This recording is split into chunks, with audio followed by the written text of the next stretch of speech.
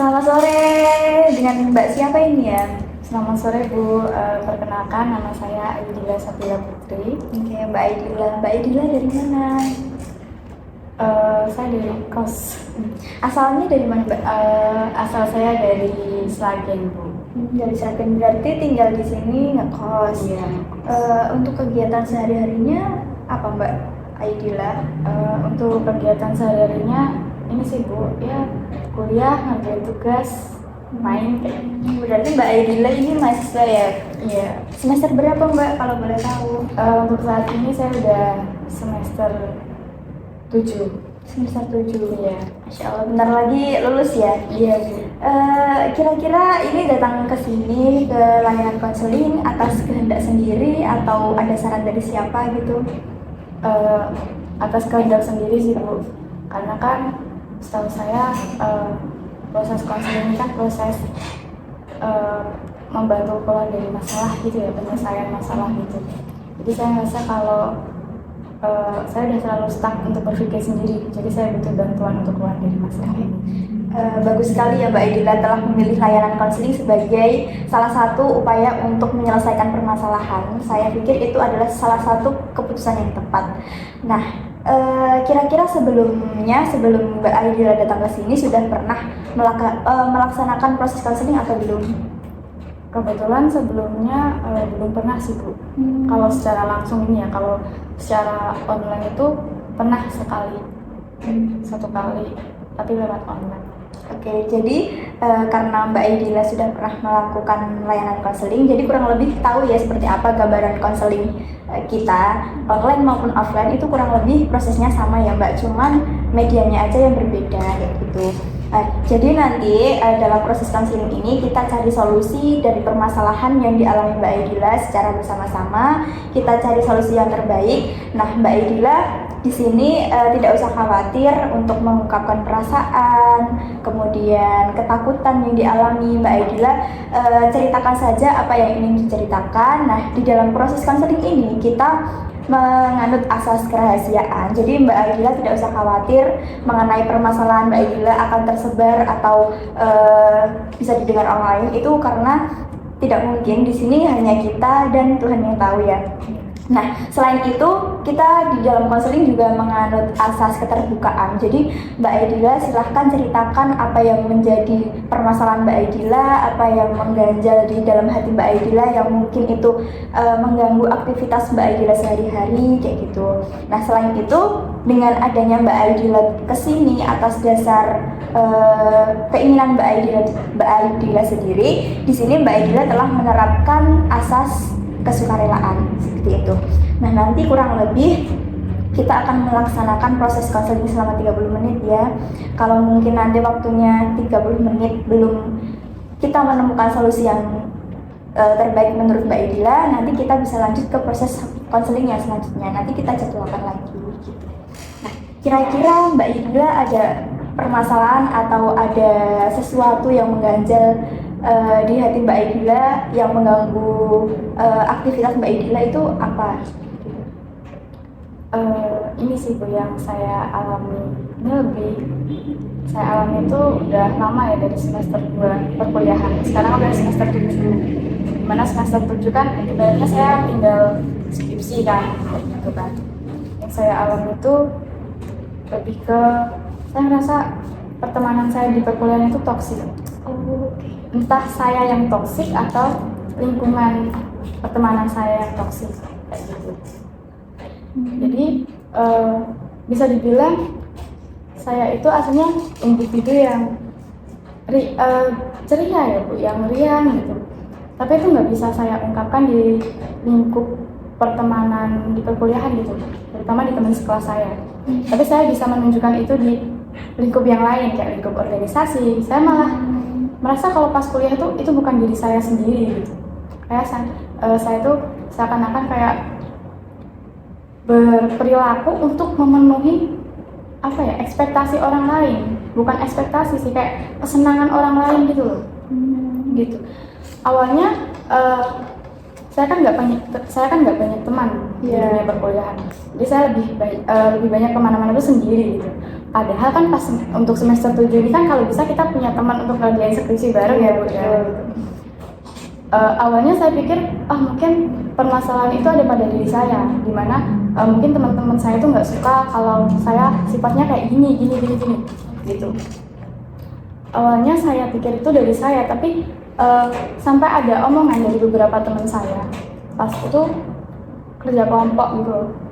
Kerja kelompok teman saya tuh ngomong, loh ternyata kamu ini ya sifatnya nggak kayak yang diomongin si ini ya, ternyata kamu orangnya friendly kok, seru kok kayak gitu. Nah itu membuat saya berpikir, lah emang yang diomongin si A itu apa gitu. Dan ternyata yang ngomong kayak gitu bukan cuma 1-2 teman saya, tapi beberapa hampir rata-rata teman saya itu ngomong kayak gitu.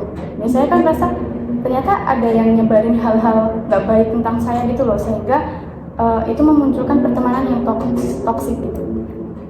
Padahal apa yang diceritakan teman Mbak Edila itu sesuai dengan faktanya atau tidak? Kalau berdasarkan apa yang diomongin teman-teman saya ke saya itu nggak sesuai faktanya sih Bu. Makanya teman saya tadi kan bilang kayak, ternyata kamu orangnya nggak gini ya, nggak kayak yang diomongin si ini ya gitu. Oke, kalau dampaknya dari tindakan teman Mbak Edila tadi terhadap Mbak Edila, dampaknya buat diri Mbak Edila itu biasanya seperti apa? Ya saya bisa dibilang jadi trust issue gitu ya dalam pertemanan perkuliahan. Kalau kayak tiba-tiba ada kayak temen yang tiba-tiba deket sama saya itu saya kayak trust issue, kayak abis ini kan saya jadi kayak trust issue, saya takutnya jadi asing lagi gitu loh, karena rata-rata kayak belajar dari pertemanan yang kemarin-kemarin itu habis deket tiba-tiba asing ya, ternyata ada fitnah-fitnah itu tadi. Terus pengalaman yang Mbak Edila rasakan ini membuat Mbak Edila kalau di lingkungan yang lain, misalnya di beda kampus kayak gitu, Mbak Edila itu kebawa nggak dengan isu yang ada di kampus ini? Enggak sih, enggak. Kalau untuk di lingkungan di luar kampus ya, untuk organisasi yang masih di dalam kampus saja itu nggak terbawa gitu loh. Jadi ya ini cukup untuk cuma di ini loh, pertemanan kuliahan aja. Oh baik, jadi Mbak Edila merasakan ketidaknyamanan atau toksik dari relationship pertemanan ini ketika Mbak Edila di lingkungan perkuliahan gitu, karena pernah mengalami kejadian yang tidak mengenakan dari teman Mbak Edila kayak difitnah tadi kan. Nah, ketika Mbak Edila mengingat kejadian bahwa orang tersebut pernah mencoreng nama baik Mbak Edila, pernah memfitnah Mbak Edila, itu apa yang Mbak Edila rasakan? Kalau keinget tuh sedih ya Mbak, itu sedih. Terutama kan saya tipe orang yang kayak mudah berekspresi, kayak mudah mengekspresikan apa yang saya rasakan gitu. Itu saya pasti nangis gitu. Di kamar kos itu kalau keinget tuh kayak bisa tiba-tiba nangis gitu. Karena ini tuh saya ngerasa kayak first time saya punya pertemanan yang seperti ini. Sejak dari saya SD sampai saya SMA tuh nggak pernah saya punya teman yang kayak gini tuh nggak pernah. Saya nggak pernah ngalamin hal kayak gini, kayak enjoy aja gitu. Tapi pas di kuliah kok kayak gini gitu. Biasanya dampaknya itu berapa lama Mbak? Kayak misalnya kalau mengingat ini kayak seharian jadi nggak mood atau gimana gitu? Enggak sih, kalau seharian tuh nggak sampai ya. Kayak paling tuh ini sih jam-jaman aja, nggak sampai sehari full kayak nggak bisa nangis ya udah, kayak aku merasa kalau udah nangis tuh kayak udah gitu. Kira-kira Mbak Edila pernah nggak berpikir bahwa apa sih motivasi dia kayak gitu menjelek-jelekan aku di depan teman-teman, atau mungkin membuat berita yang tidak benar kayak gitu? Mbak Edila pernah nggak berpikir kira-kira motivasinya si pelaku ini apa? Pernah sih, kayak kalau berpikir tuh pasti ya, itu setiap saat saya mengingat kejadian-kejadian itu kayak saya selalu mikir kayak masalah saya sama dia apa sih kayak gitu. Terus motivasi dia ngelakuin kayak gini ke saya itu apa? Kalau misalnya motivasinya atau dorongannya itu karena iri, kayak apa yang diirikan dari diri saya sampai saya itu berpikir seperti itu gitu. Kadang itu saya juga menanyakan hal tersebut ke teman dekat saya, kira-kira motivasinya apa sih gitu. Saya tuh pernah ada pikiran untuk menanyakan langsung kayak kenapa kok kamu kayak gini ke saya gitu. Apa ya alasannya apa gitu. Tapi sama teman saya tuh dikasih tahu kalau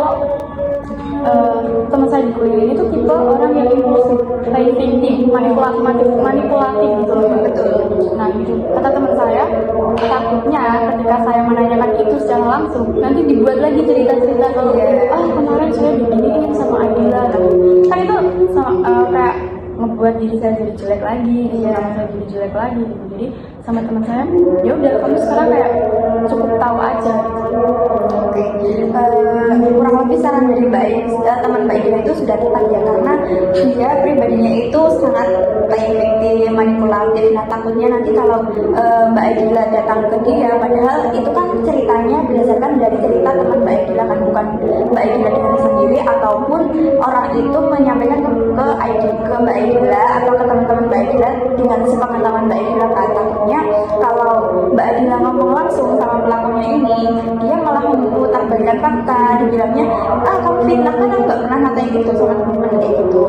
Nah kira-kira adakah dendam atau mungkin rasa tidak memaafkan gitu dari Mbak Aidila terhadap si pelaku ini? Kalau tahap dendam sih enggak, tapi kalau rasa untuk tidak memaafkan itu ada. Sampai detik ini saya itu ketika teringat hal itu, kayak saya nggak bisa memaafkan gitu.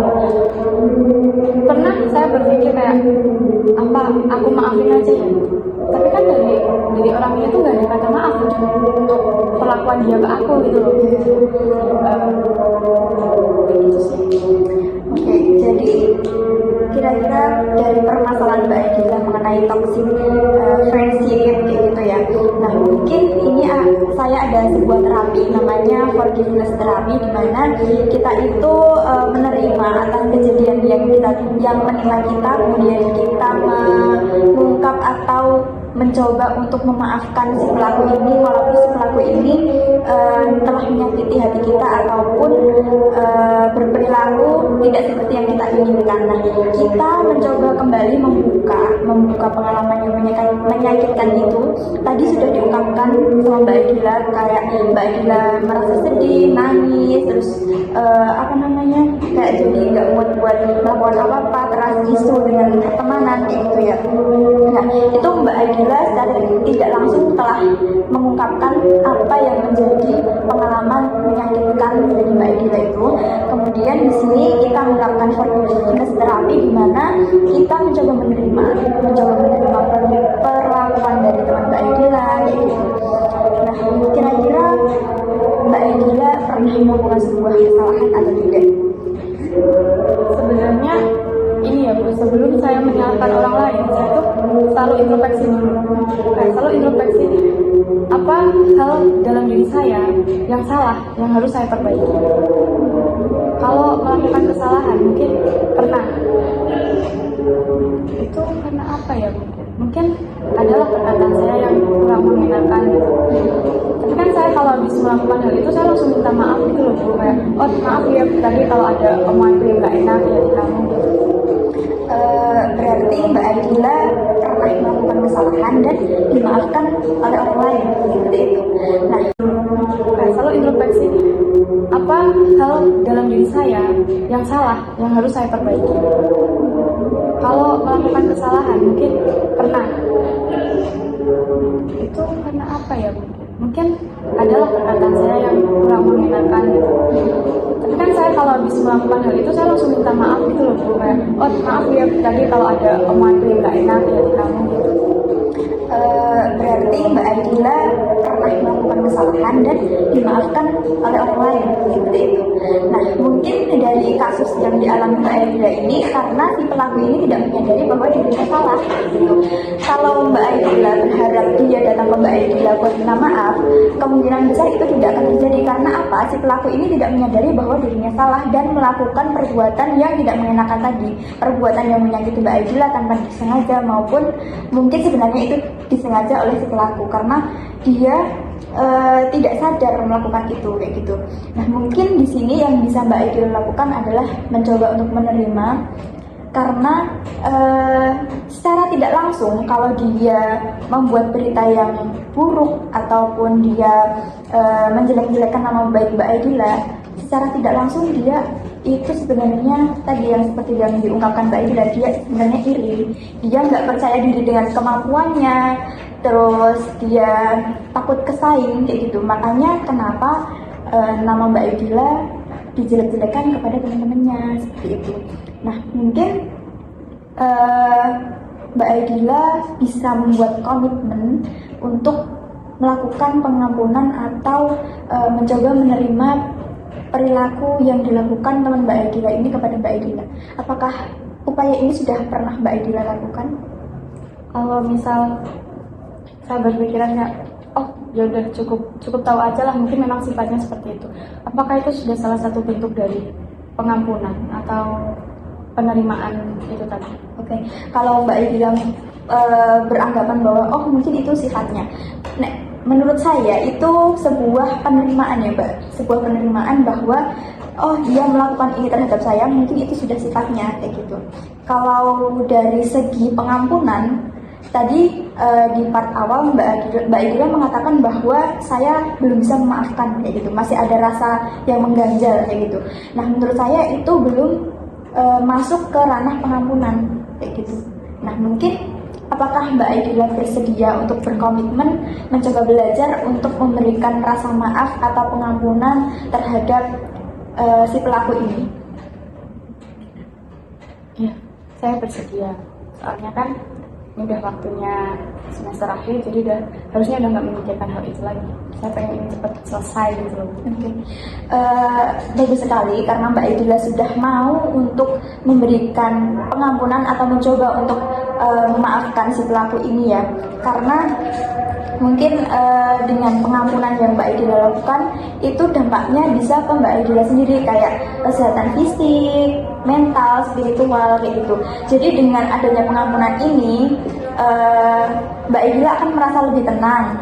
Kayak misalnya dengan Mbak Aidila tenang, tidak ada dendam, benci kepada siapapun, Mbak Aidila akan merasa bahwa hidup ini lebih nyaman, kemudian badan saya lebih sehat, kemudian ibadah saya jadi fokus, saya fokus terhadap apa yang saya lakukan, tidak yang orang lain inginkan, seperti itu. Nah, kira-kira tindakan apa yang akan Mbak Aidila lakukan untuk berkomitmen dalam memaafkan si pelaku ini?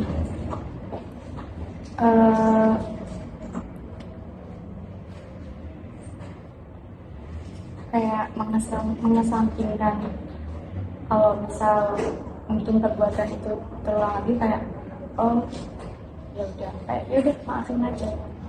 Terus mungkin Ibu bisa kasih contoh buat saya Terkait dengan pengampunan itu tadi, apa yang hal apa seperti apa yang bisa saya lakukan gitu.